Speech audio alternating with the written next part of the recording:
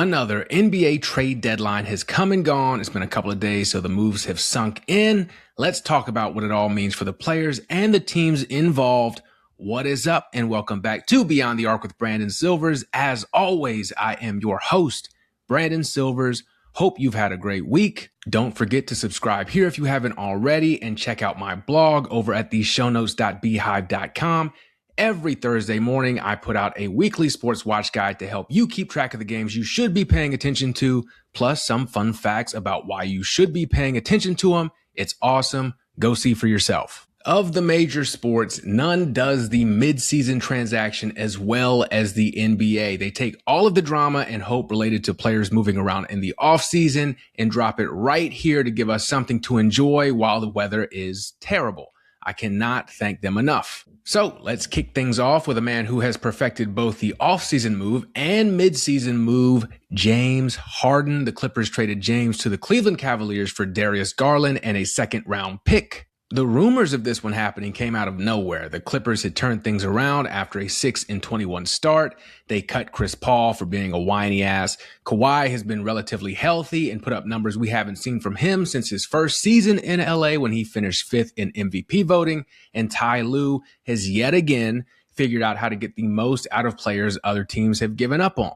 They're now pretty firmly in the play-in picture, so why mess with that at all, especially by moving the guy who was your most consistent performer last year and was having an even better season this year? Well, it certainly seems like James went to the Clippers and said, hey, I'm 36 years old. I have a player option for next year, but I want some more security. Can you give me a long-term deal? And the Clippers said, you're 36 years old. No. So here we are. And it's just another chapter in the book about a guy who should be talked about as an all-time great. Maybe not that first or second tier, but that third tier of great players. I mean, he's a former sixth man of the year who developed into one of the most explosive offensive weapons in the league, winning an MVP in the process. And legacy talk is generally pointless until a player retires, but I do wonder how we will look back at him a decade after his career ends. The accomplishments and the numbers are unreal, but the actual impact he's had on his teams, not so much. And look, this isn't a rings conversation. Winning an NBA championship is hard. Plenty of great players have never won one, but Harden has thrown up some terrible performances in some big games, and that does have to matter. Honestly, the best comp might end up being his former Thunder teammates, Russell Westbrook and Kevin Durant. I think Harden's performance in the finals against Miami scared the organization into moving him a bit too soon. If they stick together and manage to win, Durant probably doesn't leave, and we can dream up all types of scenarios from there. Westbrook won an MVP of his own, beating out Harden the year before Harden won it. Harden might have won that one too, but I think Russ got a little bit of that fuck KD boost, the same way Derrick Rose got a lift when he won it over LeBron when LeBron went to Miami. And of course, KD got his rings and even reunited in Brooklyn with Harden for parts of 2 seasons. But I don't know what we're going to do with these obviously great players from the height of the player movement era. This is Harden's 6th team. Durant is on number 5. Russ is on number 7 and also reunited with James for a bit on the Clippers. And then taking a look at where James is headed in the more immediate future, what does this move mean for the Cavs? It's being framed as a win now move, which is more of a reflection of how wide open the East is than what it actually does for Cleveland. This just hasn't looked like the same team that won 64 regular season games last year, and I'm not sure how getting Harden fixes that. Now, I do think they lost in the playoffs last year because the Pacers were simply the better team. Part of the reason for that, though, was their offense was Donovan Mitchell or bust. This is basically how it's been for every Donovan Mitchell team, which hasn't gotten great results historically because as good as he is, and he has some impressive performances, he's streaky, especially his three-point shooting, which makes him too inefficient to carry a team when it's him or bust. But then he also needs the ball to be effective. And when I look at James Harden, I see the same issues. 2 different playing styles, definitely, but very similar in results. And for Cleveland, trading a 26-year-old 2-time All-Star point guard in Darius Garland was as much about his development plateauing as it was about Evan Mobley's development plateauing. And also, Garland's injuries played a huge role, but his development was also limited by playing alongside Mitchell. And while Mobley is healthier, I do have to wonder what playing with Mitchell and another solid big man in Jarrett Allen has done for his development. On offense, he certainly moved his game further from the basket, but to mixed results. There are just no real signs that he's going to become a guy who is going to get you 23, 25 points a game, which is what I think they need him to be if they're going to make a really deep run. And then back to the Clippers, this fits their MO under Steve Ballmer. I mean, you don't pay Kawhi all this money, including setting up some marketing deals for him, wink, wink. And you don't trade for Paul George if you don't have a stomach for players with an injury history. And there's certainly reason to be optimistic about Garland's future. Some of his injuries have been fluky, like when he broke his jaw. However, the toe stuff he's currently dealing with is concerning. Toes are a pain in the ass. They're small, but go hurt one, see what happens. It can be chronic too. But if I'm the Clippers, hey, he's young. He's been an all-star. We don't have to pay old man Harden, and we got something in return. And I point to Steph Curry as a guy who had injury problems that seemed chronic, but he overcame them. I'm assuming you have to have healthy amounts of optimism to be a part of that organization. I will say the Ivica Zubac trade is much more confusing to me. They sent him to the Pacers for Benedict Mathurin, Isaiah Jackson, a couple of first-round picks. The conspiracy theory is that they're doing a reset and collecting other teams' picks because the league is about to punish them for the Kawhi aspiration stuff. And yeah, this move is confusing enough to believe such a thing. I am biased, and I almost stormed the Lakers front office when they traded Zubac for Mike Muscala. So, I mean, Mathurin and Jackson are fine players, but trading a guy like that who's not even 30 yet, who can score and defend when there are so few bigs in the league that can do both, is weird to me. Also, the Pacers are really taking advantage of this Halliburton injury, just full on bottoming out and collecting pieces for his return. This is how you handle an injured superstar. Okay, speaking of superstar injuries, the Washington Wizards traded Chris Middleton, AJ Johnson, Malachi Branham, Marvin Bagley III, and a mix of first and second round picks to Dallas for Anthony Davis, Jaden Hardy, D'Angelo Russell, and Dante Exum. The big story is that Dallas turned Luka Doncic into Chris Middleton, some guys, and some picks. Not great. Although, as a fellow Charlestonian, I am pulling for Chris, but I think Dallas is just repositioning to go all in on the Cooper Flag era, so let's wait and see. I'm more intrigued by what the Wizards are doing. Remember, they already traded for Trae Young earlier this season. He still hasn't played for them because of a sprained knee, but I believe he's supposed to step on the court at some point this year. It's become tradition in the NBA to have D'Angelo Russell on your roster if you're unsure of whether or not your starting point guard can play, or if you just don't have a starting point guard yet. His time in Dallas had run its course, and he was racking up DNP CDs after the first month of the season. Probably should be the third guard if they keep him. And of course, the big question, what does AD look like here? And that's assuming he plays at all anytime soon. He's currently injured, might be out for the season. Stop me if you've heard that one before. You know how they say coaches are hired to get fired? Well, AD gets healthy to get injured. It is what it is. But whenever he does play, he should be able to stick to the power forward spot that he prefers since Alex Sarr is here. And that kid, he looked terrible for stretches last year, to the point I was ready to write him off when I try not to do that to rookies, but he's looked like a good NBA player this season, 17, 8, 3 assists, and 2 blocks per game. So 80 at the 4, beside a solid center, Trae Young running the point. Young has his limitations for sure, but the defensive ones should be covered up some by Sarr, AD, and Bilal Coulibaly, who looks elite on that end of the ball. And I want to see what the AD Trae pick and roll looks like. I'm excited about that. This is still a bad team that I imagine will prioritize losing and development the rest of the season. However, there's hope looking forward, which was not the case when they gave Bradley Beal that ridiculous contract. So set a reminder in your phone for them next year. Little side note, but interesting to see Bagley in here too, since he's the guy who went second overall ahead of both Luka and Trae in that draft. To me, the number 1 pick, Ayton, is the bigger bust because Bagley had the injury stuff and he played for the Kings. But good to see he's still grinding it out. Hopefully he can get some minutes in Dallas. Back to teams looking to compete this year. The Celtics traded for Nikola Vucevic. I love this trade for them, which upsets me because I don't like the Celtics. The Bulls got Anthony Simons in return. They were very busy. More on that in a bit. Simons was fine, but redundant for the Celtics. They have enough pieces who can do what he can do. Vooch has his issues, but he offers them a different look than their current bigs of Queta and Garza. He's still a very effective piece. On offense, he brings back some of what they had when Al Horford and his giant mouthpiece were here. We talked about how Indiana was handling their superstar injury. Boston was supposed to be doing the same thing, but Jaylen Brown has really been carrying this team without Tatum. So I think they looked around the deadline and they looked at everyone in the East and they were like, we should really go for it this year. And they are. And I typically wish them ill, so it pains me to say that they do have a real shot to come out of the East. All right, going back to the Bulls and all the moves they made, they traded for Jaden Ivey. That trade also brought them Mike Conley Jr. from the Timberwolves. Tough that it went like that for Ivey with the Pistons. He looked like D Wade as a rookie, but then you get a coach in Monty Williams who was a disaster and didn't care about developing him. Then he had a couple of leg injuries, and here we are. I wonder now if he can get to where Victor Oladipo got.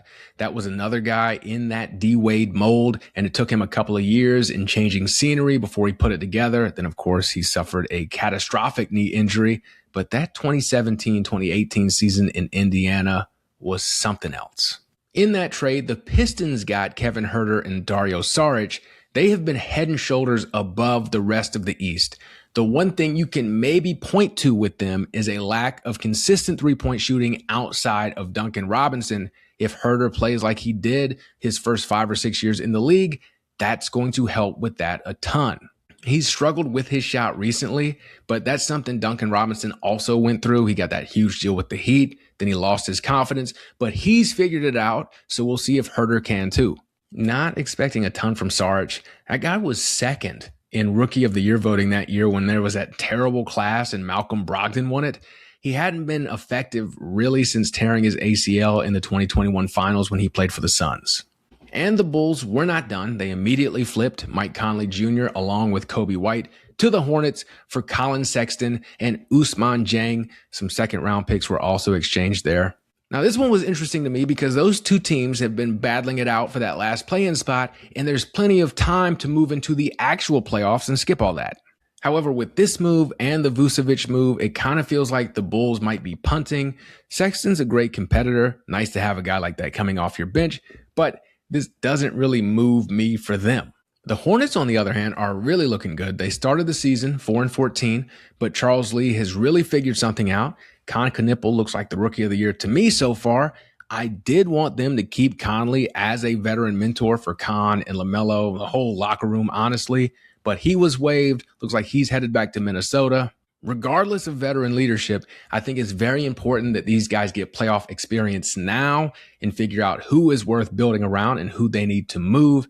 And again, with the way the East looks, you might be able to make a little run and surprise some people. They've been trying to figure out something at the shooting guard spot. I think Kobe White gives them that answer. He can also run the offense if you need him to.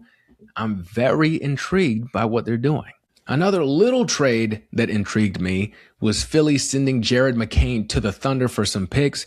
He had a nice start to his rookie season when Tyrese Maxey was out, but then he got hurt like a quarter of the way into the year, and he's been trying to work himself back. Maxey's healthy now too, so there's just not much time for him in that 76ers rotation. And this is one of those moves that catches your eye because of who made it. The Thunder know what they're doing. Sam Presti came up in the Spurs organization, and it shows. He was the guy who convinced them to draft Tony Parker. And no GM is perfect. They make mistakes, but how do they respond to those mistakes? We talked earlier about how OKC probably gave up on the Harden, Durant, and Westbrook core too soon. That was on Presti, but also look at how he navigated around that. After moving Harden, they damn near made the finals again and probably do the following season if Durant doesn't leave. Then he moved Westbrook, and they still only had 2 down years where he was just collecting assets, and here they are, defending champions and favorites to win it again. So I'm interested to see what they have in mind for McCain, even if it just means developing him into another trade piece down the road. Now let's talk about the moves that weren't. Remember when Memphis was a 2 seed and everyone thought they were the team of the future and Ja Morant was on his way to being the face of the league? Kind of feels like we may have dreamt that. Well, it became very clear earlier this season that Ja in Memphis was coming to an end. He was openly feuding with the coaching staff through the media, pouting on the court, just acting like a guy who needs to go. Turns out, acting like that after getting hurt to the point that you look like a shell of your former self, and you've got the gun stuff on top of all of it, which to his credit, he has remained out of legal trouble for a good bit now. But all that stuff is terrible for your trade value, so he didn't get moved. Instead, the Grizzlies sent Jaren Jackson Jr., John Conchar, Jock Landale, and Vince Williams Jr. to Utah for Kyle Anderson, Walter Clayton Jr., Taylor Hendricks, George Niang, and 3 first-round picks. Landale actually was moved to Atlanta for money. They played the Jazz. He had an incredible game against the Jazz, and Atlanta won. Nice little revenge game against a team that you were on for maybe 30 minutes. So that return for the Grizzlies outside of Clayton, who I do think can develop into a good 6-man down the road, and those picks, which we'll have to see, it really means nothing to me. In fact, it's dangerous to have George Niang in a city with barbecue that good. But when you're blowing things up, this is how it goes. And then for the Jazz, I really don't get it. This is the trade Danny Ainge decides to make. Jaren Jackson Jr. is one of the most frustrating players in the league to watch. He's just talented enough to be sickening. Good defender, some might say great, but also cannot stay on the court very long because he picks up the goofiest fouls. He's athletic, but he rebounds very poorly for his size and athleticism. He can score, but loves to sit outside and throw up bricks from 3. This is low basketball IQ stuff, and I don't think that's stuff that can be fixed. The Jazz have pieces. Lauri Markkanen is this generation's Tom Chambers. Look him up.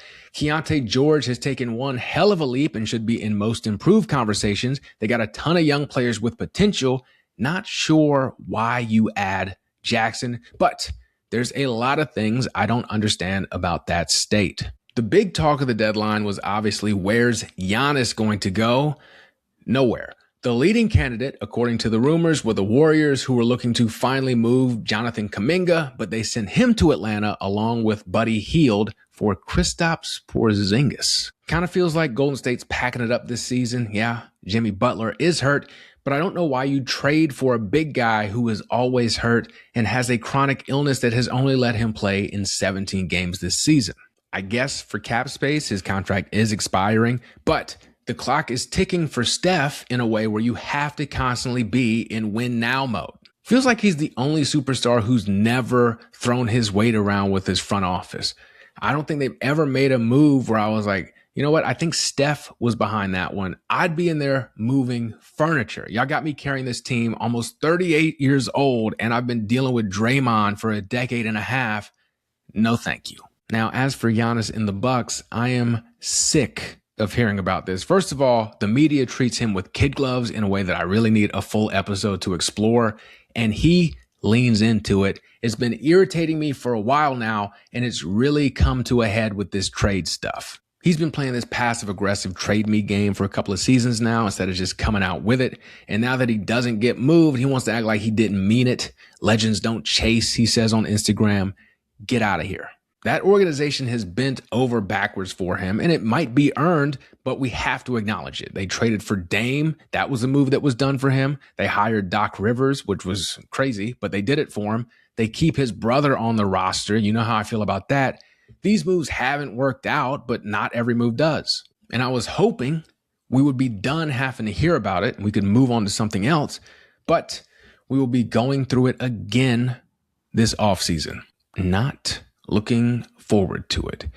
All right, that will do it for this episode of Beyond the Arc with Brandon Silvers. Thank you for watching, listening, rating, subscribing, reviewing, and sharing. Don't forget to also subscribe to my blog over at theshownotes.beehive.com. Hope you have a fantastic week, and I will catch you later.